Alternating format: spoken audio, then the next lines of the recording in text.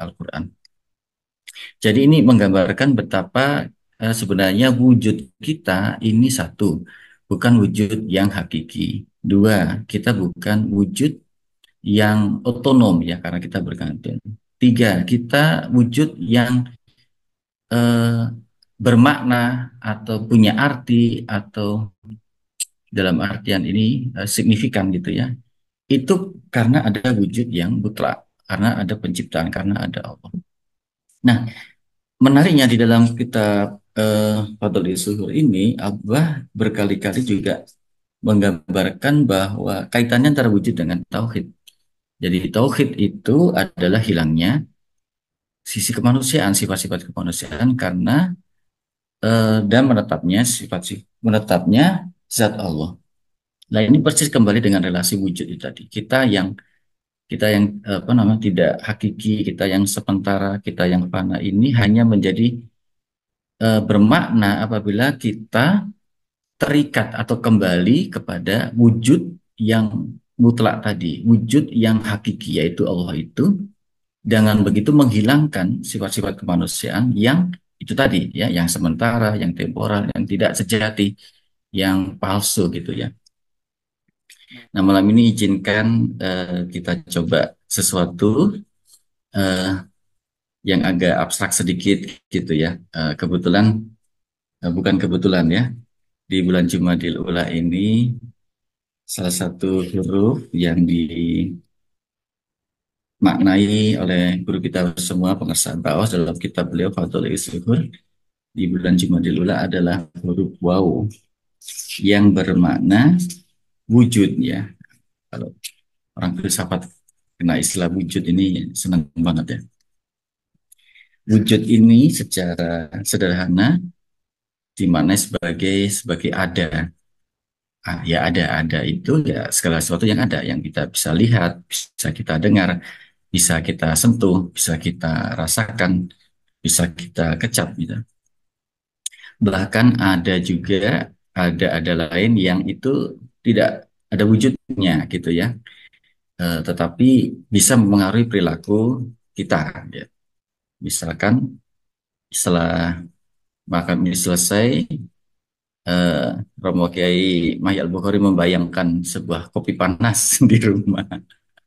Nah, kopi panasnya belum ada gitu ya, secara fisik belum ada cangkirnya. Tapi gara-gara ada di benak Kiai Romo Kiai Mahya itu menuntun beliau untuk menyiapkan kopi itu pada saatnya dia tersedia. Yaitu ada yang seperti itu, ada dalam pikiran ya, ada dalam ide atau dalam kira. Juga ada dalam kemungkinan karena segala sesuatu yang kita rencanakan itu sudah terjadi, bisa saja terjadi, bisa juga tidak gitu ya.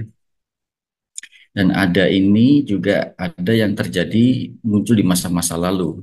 Misalkan nenek moyang kita atau sejarah di masa lalu itu dulu pernah ada, kita tidak pernah melihatnya. Sekarang kita nggak bisa melihat apa mendengarnya, tapi kita ada catatan-catatan sejarah yang di situ kita bisa mengindikasikan kalau ada realitas yang dulu pernah ada yang sekarang tidak ada.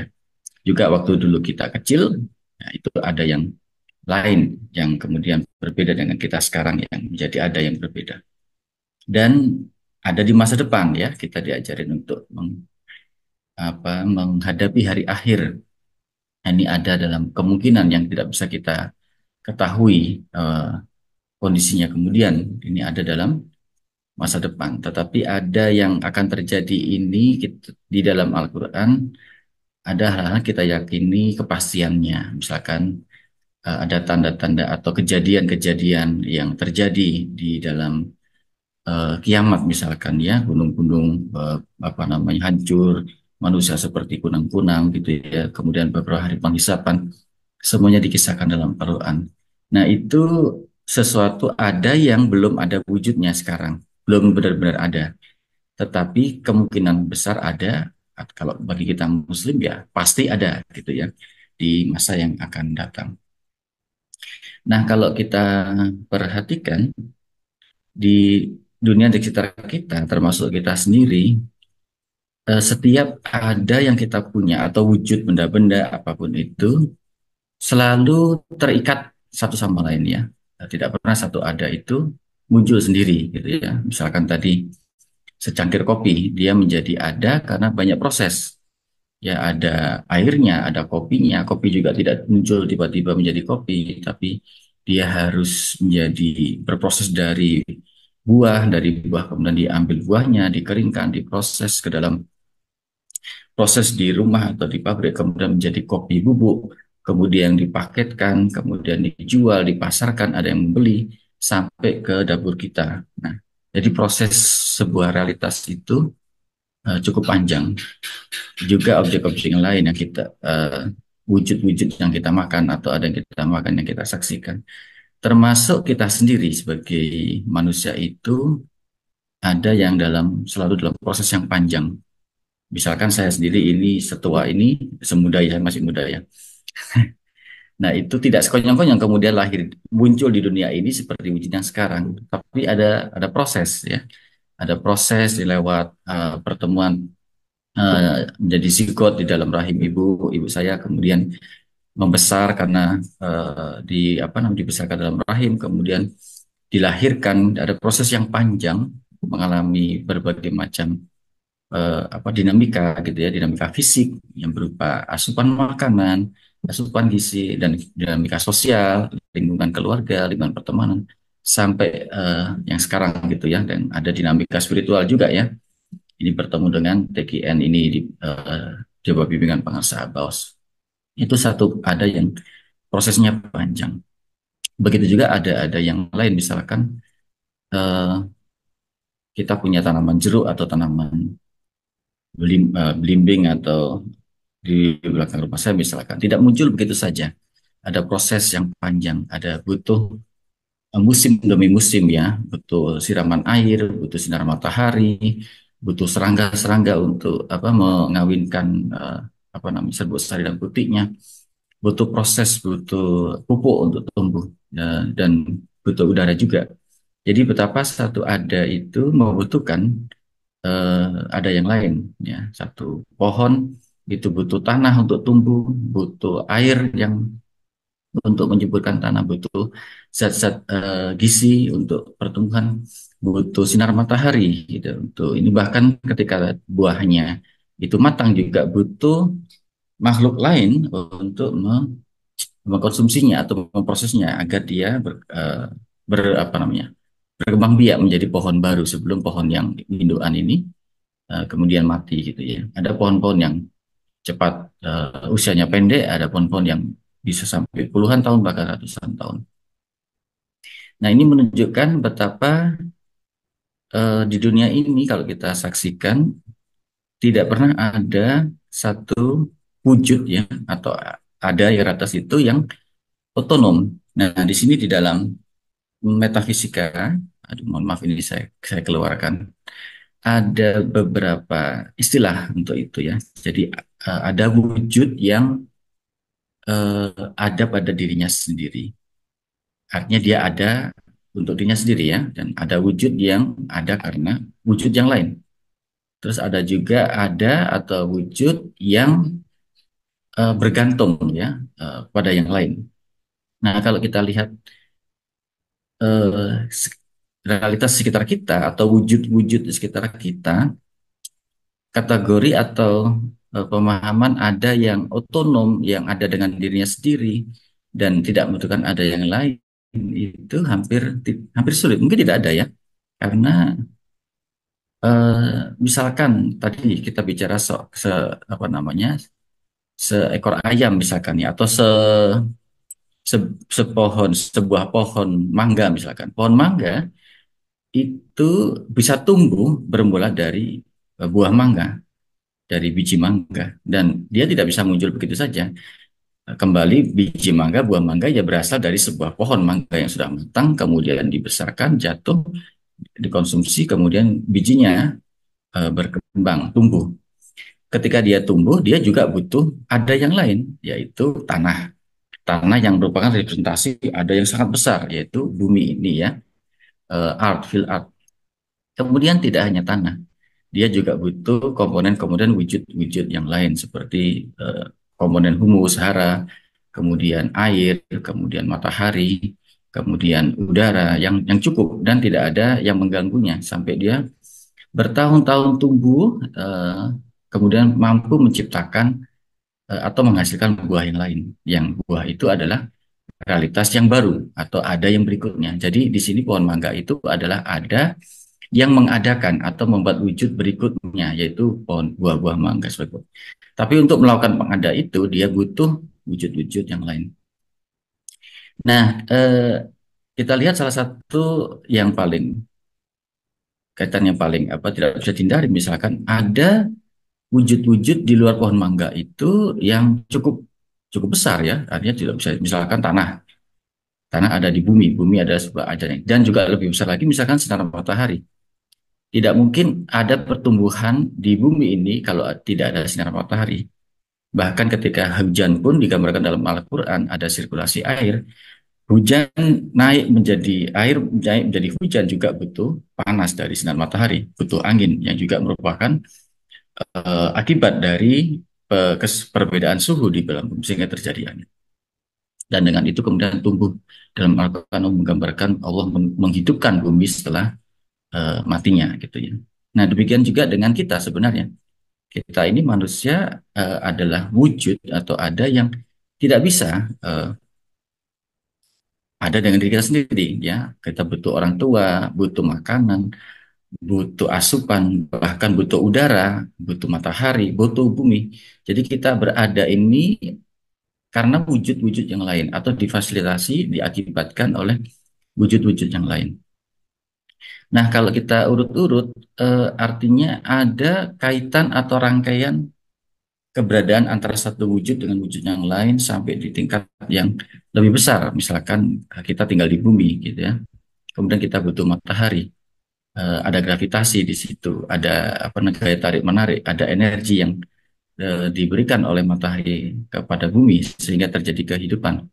Itu artinya kehidupan di apa namanya matahari di bumi tidak mungkin ada, tidak mungkin muncul ke, tanpa matahari. Ada sebuah wujud yang jauh lebih besar, yaitu matahari yang jauhnya jaraknya jauh sekali gitu ya, berapa ratus tahun cahaya dari kita itu gitu. Dan planet-planet yang lain. Dan konon di dalam astronomi juga bumi itu tidak bertabrakan, tidak ditarik oleh matahari karena gravitasinya, karena ada gaya gravitasi dari planet-planet lain. Ya, salah satunya Jupiter yang punya gravitasi yang besar, yang ini membuat keseimbangan. Dan matahari juga atau semua planet dalam tata surya itu tidak muncul begitu saja. Dia butuh ada wujud-wujud yang lain yang lebih besar. Ya, kita sebut misalkan galaksi Bima Sakti, sebuah kumpulan tata surya yang isinya ribuan atau bahkan jutaan komponen susunan tata surya yang sama atau kurang lebih berbeda dengan tata surya kita. Bima Sakti juga yang ukurannya sangat besar, tidak bisa otonom berdiri sendiri yang segitu besarnya. Dia butuh proses, dia butuh apa namanya eh, wujud-wujud yang jauh lebih besar dan lebih powerful dari dia. Nah, beberapa pemikir mengatakan tidak mungkin sebuah realitas itu artinya begini. Artinya sebuah realitas yang sederhana tidak mungkin muncul begitu saja. Dia membutuhkan sebuah wujud yang lebih besar, ya. Nah, wujud yang lebih besar ini juga tidak bisa otonom berdiri sendiri. Dia butuh wujud yang lebih besar tadi. Seperti kita, wujud yang kecil butuh bumi. Bumi juga membutuhkan wujud yang lebih besar lagi, yaitu matahari. Matahari membutuhkan wujud yang lebih besar, yaitu komponen tata surya di sekitarnya dan galaksi, Bima Sakti. Gitu juga sebelumnya. Dan kalau secara perhitungan atau secara pemikiran logika, tidak mungkin terjadi sebuah rangkaian sebab akibat yang sampai sampai tanpa putus. Harus ada sebuah wujud ya yang tidak terbayangkan besarnya dan memungkinkan wujud-wujud yang lain seperti galaksi-galaksi Bima Sakti dan tata surya itu untuk berada gitu ya.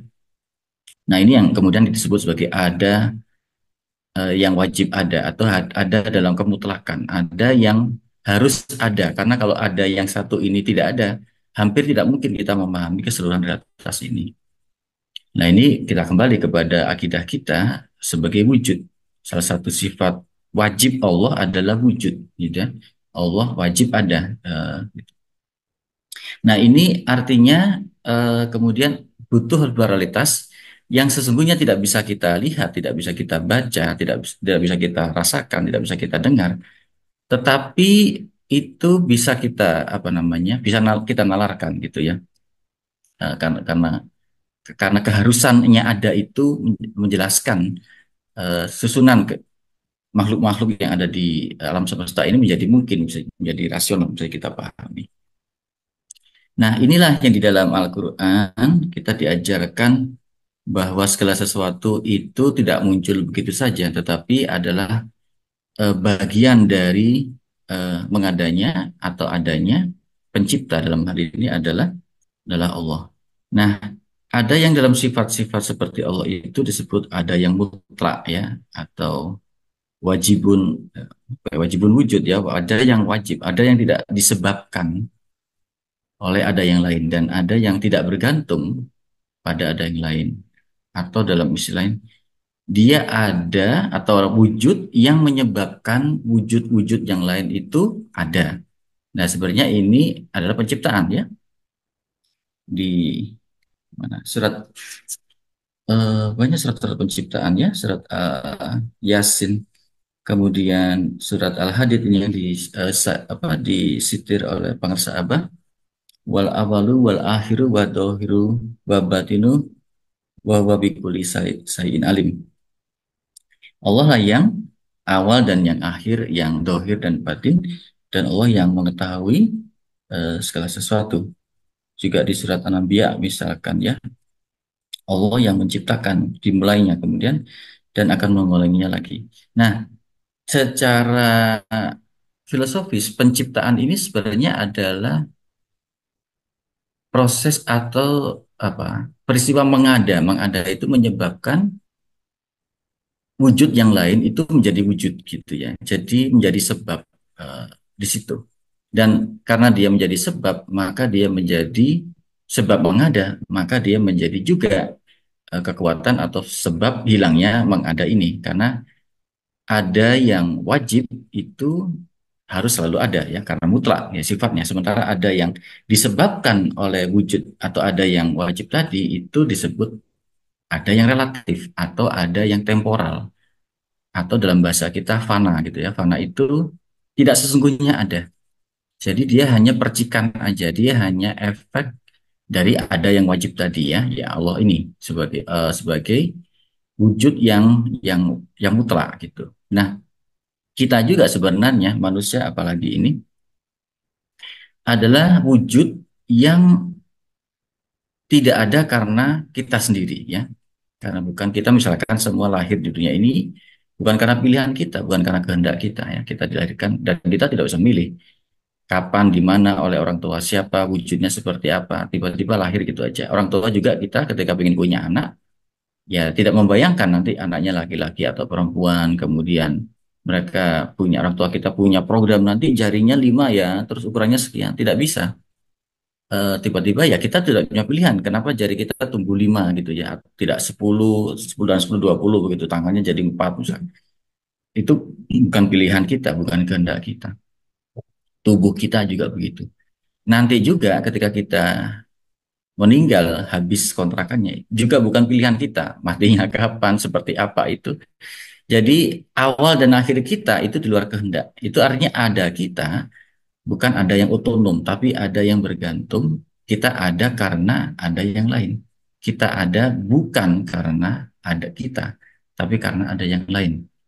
Nah, ini yang menjadi penting bagi kita sebagai muslim, sebagai apa namanya, pencinta kesucian jiwa, bahwa apa namanya, keberadaan kita di sini itu karena sesuatu yang jauh lebih agung, sesuatu yang jauh lebih besar, dan artinya ya kita tidak bisa menentukan tujuan hidup kita menurut pikiran kita sendiri, karena itu akan menjadi kemudian apa namanya, keliru ya, karena sejak kita lahir aja itu bukan pilihan kita. Nah, sehingga menjadi berbahaya kemudian kalau kita manusia dalam hal ini merasa mereka punya otoritas atau punya otonomi untuk menentukan tujuan hidupnya, makna hidupnya gitu ya. Seperti sekarang banyak terjadi di masa-masa yang disebut dengan antroposentrisme ini nih, manusia merasa sangat berkuasa. Nah, sebagai akibatnya malah banyak masalah, banyak krisis, banyak peperangan, banyak kekerasan, ya, banyak. Pokoknya semakin semrawut ya di zaman kita sekarang ini. Nah, kembali kepada wujud tadi ya.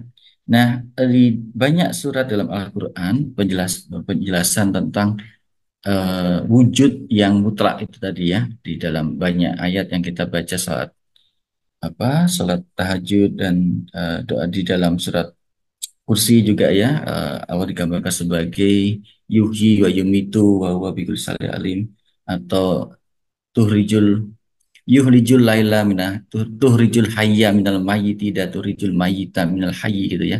Jadi ada diksi kholqi menciptakan dan tuhrijul dan yuhrijul ini menukar, membalikkan ya. Juga di dalam eh, surat Yasin ini juga disebutkan apa namanya menghidupkan yang mati gitu. Artinya kematian dan kehidupan ini adalah apa sebuah status dari wujud itu tadi gitu ya. Ketika kita mati disebut maut, maka sebenarnya kita tidak benar-benar berada. Wujud kita tidak sempurna, tidak benar-benar wujud gitu ya. Begitu juga ruh kita tidak sepenuhnya wujud. Manusia sesungguhnya ya ruh dan jiwa, ruh dan jasadnya gitu ya. Ini adalah manusia yang lengkap. Dan tujuan kita juga di sini tidak kita tentukan gitu ya. Kalau kita merujuk kepada surat Al-Baqarah, sesungguhnya Allah menciptakan, menurunkan manusia karena tujuan tertentu ya. Di dalam Al-Baqarah ayat 31 bunyinya gimana? Kurang lebih ini jailu khalifah. Ya kalau nggak silih, ini jailu khalifah.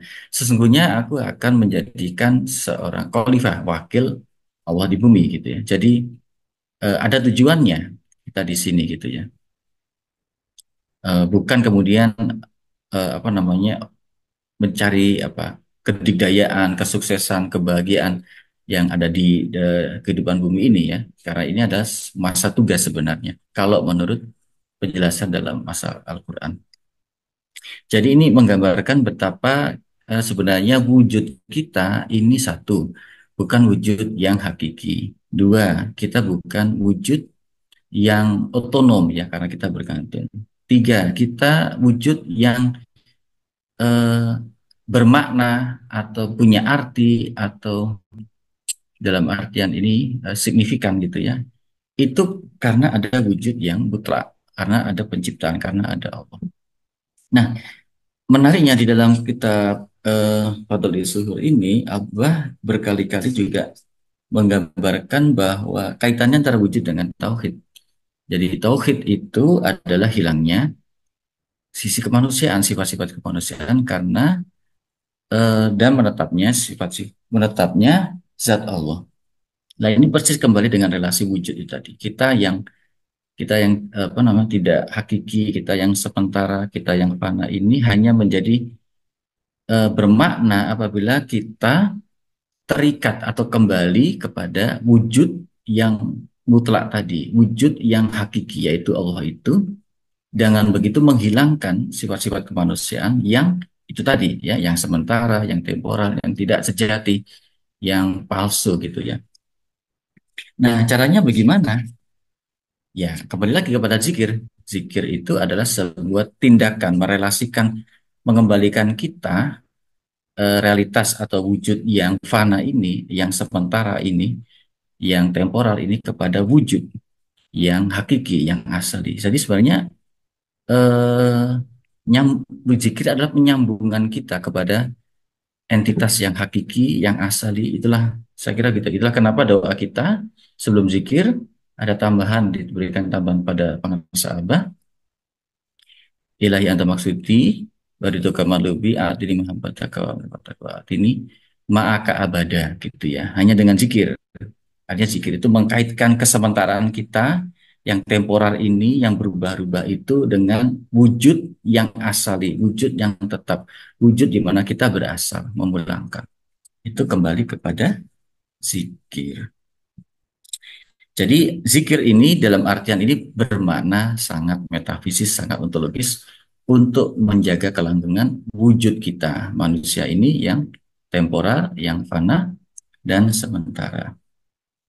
Begitu kurang lebihnya, mohon maaf. Allah, semoga Allah memberkahi semuanya segalanya selamanya. Saya kembalikan kepada Ustaz Rahman. Assalamualaikum warahmatullahi wabarakatuh.